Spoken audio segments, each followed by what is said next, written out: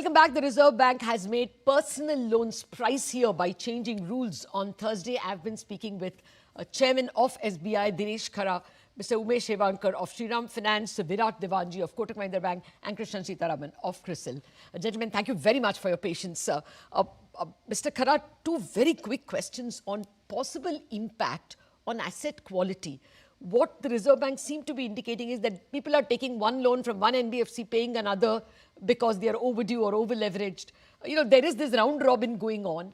So if the penny drops, do you think there can be some increase in GNPAs in some quarters? See, the issue involved is when it comes to the NPA status, I think different lenders are having different practices in terms of evaluation of the credit. So for the system as a whole? For the system as a whole. So that is something which is the deciding factor here. But I would say that since, the NBFCs, banking system, all are subject to oversight by RBI.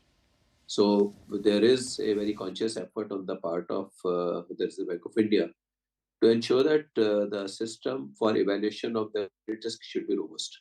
That is the effort. So I think, yes, of course, when it comes to, somebody is trying to pay off the loan by raising another one, which is more like a Ponzi scheme. Normally, now the system is quite cognizant of the fact that they look at the EMI, NMI ratios. They also look at the loan to value, etc. for the assets.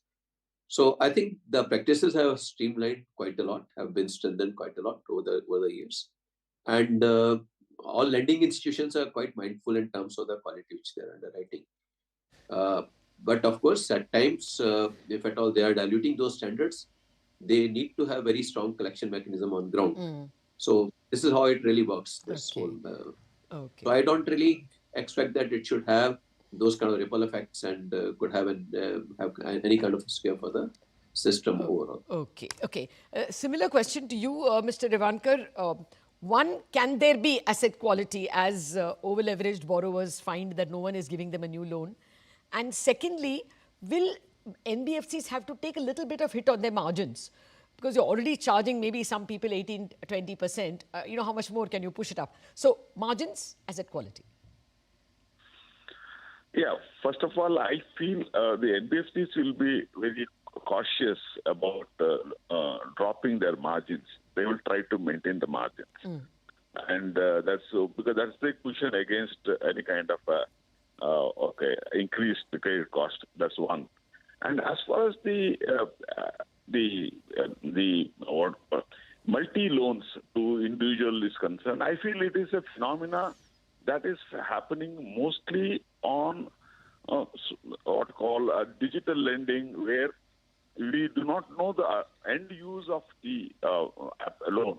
So that is somewhere I think that area is which I feel both NBFCs and the bank need to be careful, because some of this the loan can be on the book of NBFC and the bank. And we need to be carefully address that. See, I think most of the established NBFCs and banks are mindful of it, and they have a reasonable control on that, because today everybody is collecting the data from the bureau. So I don't think there is a scope, but still there could be something. So we do not know. And I feel personally there may not be much, but if RBI is talking about it, they must be having certain data on this, and they must be talking because of that. So we do not know what has made RBI to be extra cautious on the same. Okay. Well, a similar question to you, Virat. I'm not just asking for Kotak Mahindra Bank.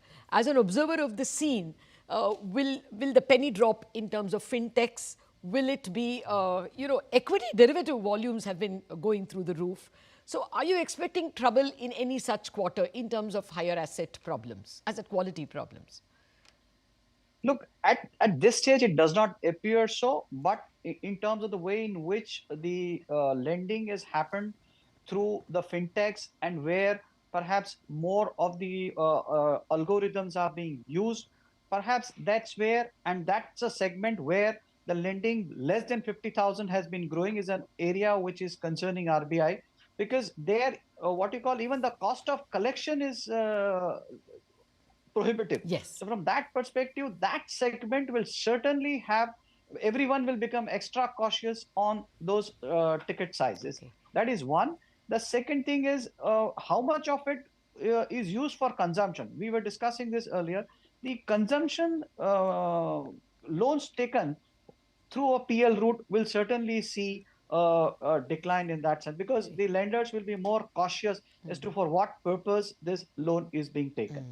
Yeah, that's the point, because we just spoke with the Blue Star managing director, and he said that 50% of the ACs are bought on a BNPL kind of route, that is on credit. So, I mean, if it's an expensive credit, will that hurt? Actually, running out of time, can I have two important takeaways each from all of you? Krishnan, two important takeaways in terms of impact. Yeah, I think there will be some increase in capital requirements, but that will be very much manageable for the banking sector. They're very well capitalized today. On the NBFC side, there may be some divergence with, say, the vehicle finance having very marginal increase, and entities in personal loans and credit cards are somewhat higher increase. But there again, the capitalization levels are strong. Again, the other key aspect is this is a measure to proactively recognize potential risks and have adequate internal surveillance mechanisms and guardrails in place, so that it's a proactive measure against future potential risks. Okay, I'm being warned out of time. So, Mr. Khara, you have the last word, sir.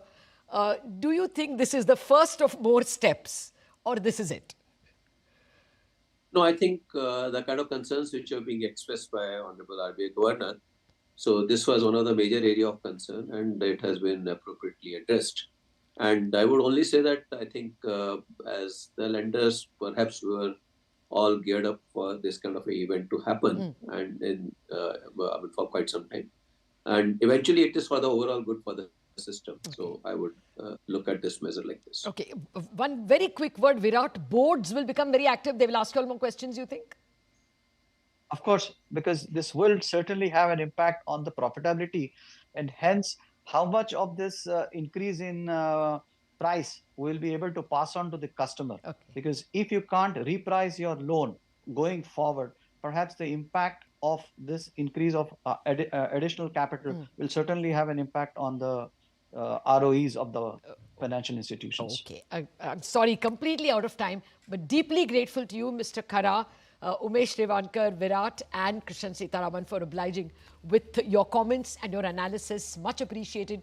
So the key takeaway is most of the institutions are well capitalized, but because they have to pay for that extra capital, loans are going to get pricier, and therefore some consumers may not be able to afford it. Therefore, consumption will have a bit of a setback. And as Virat says, if something is not profitable, banks will not even go there to the same extent. So you should see some kind of fall in consumption, reduction in consumption. That's all we have time for this edition of Indianomics. Thanks much for watching. Do stay tuned. Much more is lined up for you.